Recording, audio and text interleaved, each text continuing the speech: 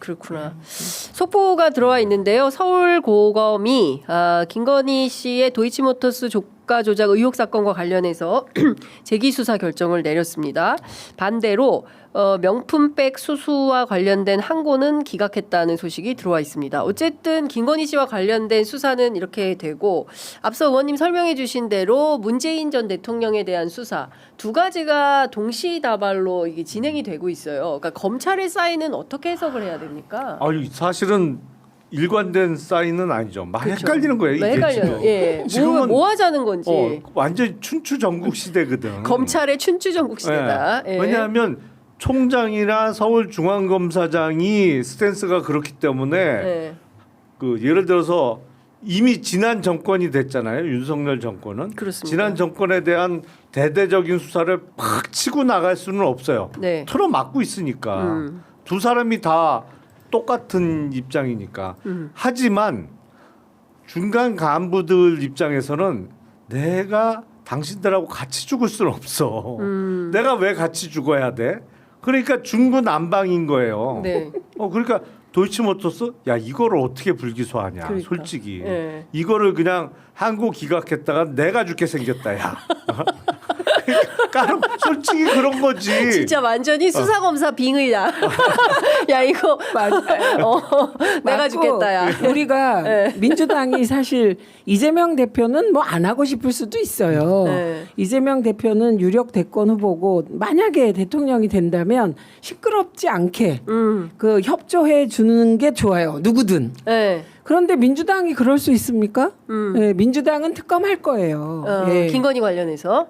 김건희뿐만 아니라 이 말도 안 되는 일들 특검 안 하면 어떡하냐고. 이게 그렇죠. 또 다른 암덩이로 싹틀 텐데. 네. 예, 특검 다 할 거예요. 그래서 저는 지금 검찰의 일부는 지금 요 로직은 또 웃기는 게 이게 정상 로직이에요. 네. 균형 맞추는 거. 네. 이게 검찰이 오랫동안 검찰이 해왔던 방식을 네. 이제 나온 거예요. 근데 그동안에 윤석열 정권 하에서는 없었잖아요. 그게 균형이 어디 있어요. 이재명 대표는 죽어라 죽이고 네. 김건희는 죽어라 보호하고 이런 네. 거였는데 내부에서 이제 그래도 이건 너무하지 않아가 네. 나올 지점이죠. 그런데 저는 심우정과 이창수는 완전 친윤 검사잖아요. 그렇죠. 저는 그 친윤 검사라는 게 심우정 딸 얘기 나왔듯이 네.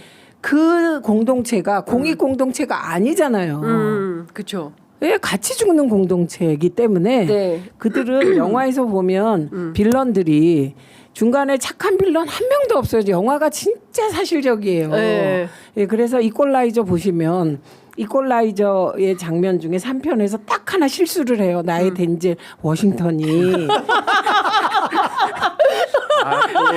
그렇게 3편이 시작돼요. 그게 뭐냐면 사생 팬이시구나. 아. 전 진짜 덴젤 워싱턴의 완전 사생 팬. 팬이에요. 그래서 이퀄라이저를 그저께도 봤어요.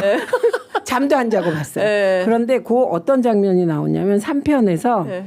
이제 최악 빌런이에요. 마약도 하고 막 사람도 죽이고 싹 다 소탕하고 나오는데 빌런의 손자가 있는데 네. 못 죽여요. 아. 그런데 걸어가는데 빌런의 손자잖아요. 네. 걔가 총을 쏴서 죽을 뻔하는 장면이 나와요. 아. 그렇게 시작이 돼요. 3편이. 예. 근데 그 지금은 민주당과 그 이재명 대표는 뭐 그 좀 다르지만 민주당은 이퀄라이저 정신으로 가야 된다. 가야 되는 거고 예. 심우정, 예. 이창수는 역 이퀄라이저인 거예요 지금. 네. 그래서 이 상황을 예를 네. 들면 저들이 마음을 바꿔서 뭐 어떻게 할까? 전 그 가능성은 1도 없다고 봅니다. 그 도이치모터스 주가 조작 사건이 공범들에 대한 재판이 확정이 얼마 전에 됐잖아요. 네. 그래서 다시 공소시효가 진행이 돼서 지금 한 1년 가까이 1년이 채 안 남아 있을 거요. 공소시효가 몇 달 남아 있을 겁니다. 그러니까 법률적으로는 공범에 대한 재판이 진행되고 있으면 공소시효 완성이 안 돼요. 근데 그게 대법원에서 확정이 되면 또 공소시효가 진행되기 시작하거든요. 네. 그래서 몇 달 남아 있을 거예요.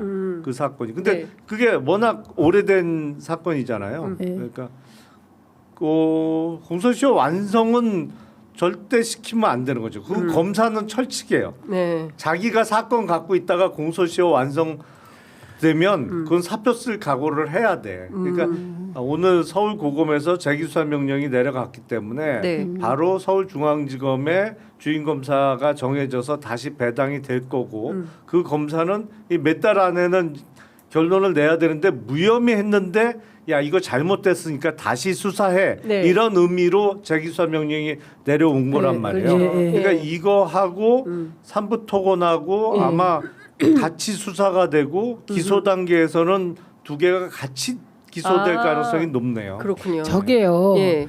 이게 이제 검사들이 웃기는 게 지금 의원님이 말씀하실 때 대법원에서 최종 판결이 나면 그때부터 공소시효가 시작된다고 하잖아요. 그 네. 말의 의미는 빨리 다시 수사해서 잡아들여라 이런 의미예요. 근데 의원님 그 금감원에서 이복형 금감원장이 이 사건을 검찰로 송치할 때 이종호 김건희는 빼고 뺐죠. 갔잖아요. 네. 예. 근데 그러면 그 상황에서도 검찰은 관련된 사건으로 묶어서 수사는 할 수 있는 아 겁니까? 그럼요. 인지하면 되니까. 인지하면 되니까. 그러니까 예.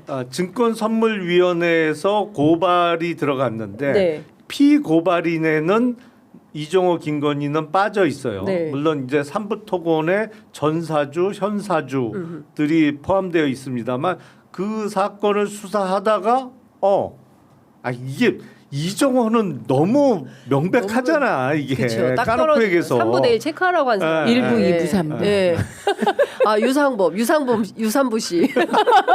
그러니까 그거를 이제 연결해서 찾아 들어가면서 인지해서 수사하면 되죠. 그러니까 요거는 하나의 그 주가 조작 사건으로 묶어서 3부 도이치모터스 또 있을 수도 있어요. 아 그럼요. 예, 그거 묶어가지고 하나 어마어마하겠네요. 근데 소환 조사는 언제 할까요? 김건희 씨가 그 과방위에 출석도 안 하겠다. 또 심신 쇠약, 미약. 예, 이거 걸고 검찰 수사에도 응하지 못하겠다 이렇게 주장하는 거 아니에요? 아니 그런데 일단 지금 서울고검에서 재기수사 명령 내려온 건 저건 공소시효가 몇 달 안 남았기 때문에 급하거든요. 네.